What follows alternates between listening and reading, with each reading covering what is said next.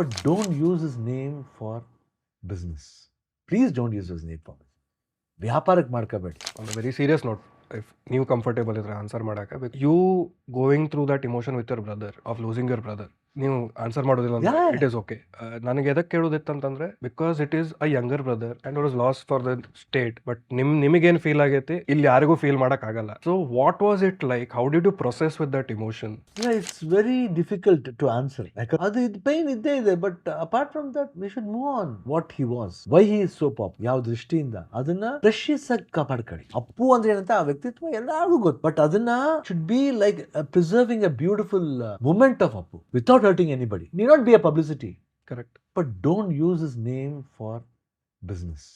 Please don't use his name for ವ್ಯಾಪಾರಕ್ಕೆ ಮಾಡ್ಕೋಬೇಡಿ. Appu is a precious stone, ಅದನ್ನ ಕಣ್ಣಿಗೆ ಒತ್ಕೊಳ್ಳಿ, but don't use it for business. ಯಾರು ಏನ್ ಬೇಕಾದ್ರೆ ಅನ್ಕೊಳ್ಳಿ, ಆಮೇಲೆ ಅದಕ್ಕೆ ಭಕ್ತಿ ಏನ್ ಬೇಕು ಅಂತ ಯಾತಕ್ಕೆ? ಆಮೇಲೆ ಈಸ್ ಮೈ ಬ್ಲಡ್. ಎಷ್ಟೋ ಜನ ಅನ್ಕೊಂಡಿದ್ದಾರೆ, no no no not that. ಅಪ್ಪುಗೆ ತೋರಿಸೋ ಗೌರವ ಅದಲ್ಲ. ಹಂಗ್ ಮಾಡ್ಬಿಟ್ರೆ ಗೌರವ ತೋರಿಸು ಅಂತ ಅನ್ನೋಲ್ಲ. ಅಯ್ಯೋ ಹಾಕ್ಬಿಟ್ರೆ ನೋ, ಪ್ಲೀಸ್. ಆಮೇಲೆ too much it become drama. This is what I'm a brother. That is what the love and affection I give for.